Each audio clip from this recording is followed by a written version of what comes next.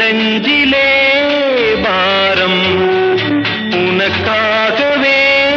நானும் சுமை தாங்கியாய் தாங்குவே உன் கண்களின் ஓரம் எதற்காகவோ ஈரம் கண்ணீரை நான் மாற்றுவேன் வேதனை தீரலாம்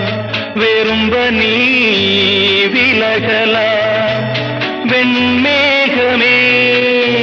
புது அழகிலே நானும் இணையலாம் உறவுகள் தொடர்கதை உணர்வுகள்